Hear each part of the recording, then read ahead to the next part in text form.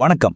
ரொம்பவே விறுவிறுப்பான, அதே சமயம் கொஞ்சம் திக்னு பயமுறுத்தக்கூடிய ஒரு ஆழமான அறிவியல் அலசலுக்கு உங்களை உற்சாகமா வரவேற்கிறேன். இப்போ நாம எந்த ஒரு கவலையும் இல்லாம ரொம்ப பாதுகாப்பா இந்த பிரம்மாண்டமான பூமியில வாழ்ந்துட்டு இருக்கோம்ல.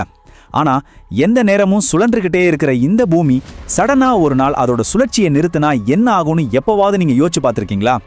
அதுக்கு பின்னாடி ஒளிஞ்சிருக்கக்கூடிய அறிவியலையும் நடக்க போகும் பயங்கரங்களையும் இப்போ நாம முழுமையா தெரிஞ்சுக்குவோம். ரெடியா?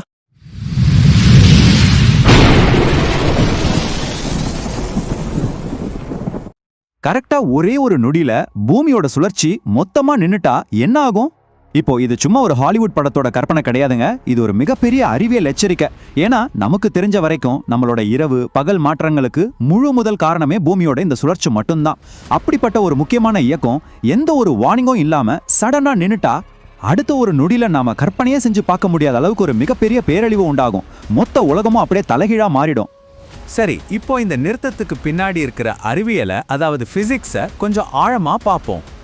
இப்போ பூமி என்ன வேகத்துல சுழண்டுகிட்டு இருக்கு தெரியுமா? கொஞ்சம் கெஸ் பண்ணுங்க. கரெக்டா, மணிக்கு 1600 கிலோமீட்டர் வேகத்துல. ஆமாங்க, பூமியின் நிலநடுக்கோட்டு பகுதியில, அதாவது ஈக்வேட்டர்ல பூமி விண்வெளியில இவ்வளோ பிரம்மாண்டமான வேகத்துல சுழுது. நாம எல்லாரும் இந்த அதிவேகத்துல தான் பூமியோட சேர்ந்து தொடர்ந்து பயணிச்சுக்கிட்டு இருக்கோம். ஆனா அந்த 1600 கிலோமீட்டர் வேகம் எந்த ஒரு பிரேக்கும் இல்லாம சடனா ஜீரோவுக்கு வந்தா என்ன ஆகும்னு கொஞ்சம் நினைச்சு பாருங்க. அந்த வேகம் திடீர்னு நின்னுட்டா நம்ம உடம்பு என்ன ஆகும்?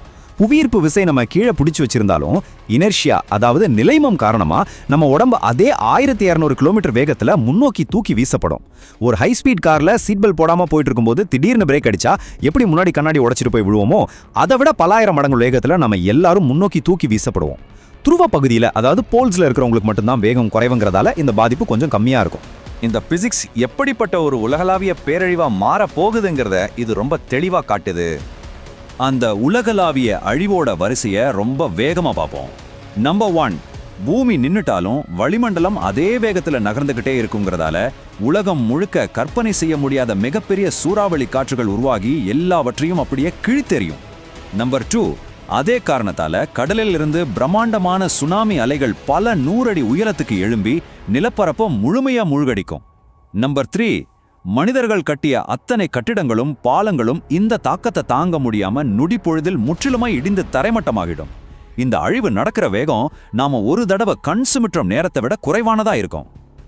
இப்போ இந்த சூழ்நிலையோட அடுத்த பயங்கரமான கட்டத்துக்கு வருவோம்.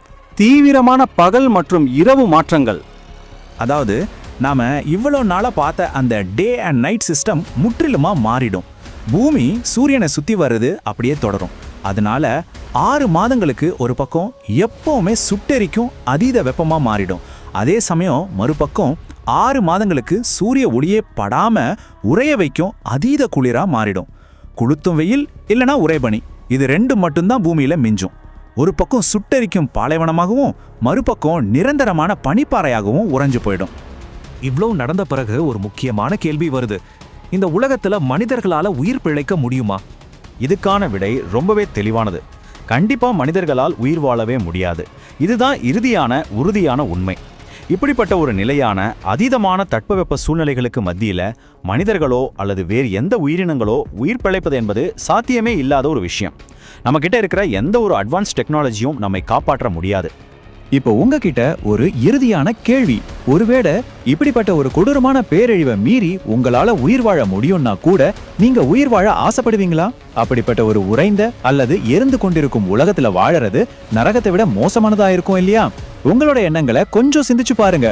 இந்த மாதிரி ஆழமான சுவாரஸ்யமான அறிவியல் உண்மைகளை தொடர்ந்து நீங்க தெரிஞ்சுக்க ஆசைப்பட்டா மறக்காம சப்ஸ்கிரைப் பண்ணுங்க.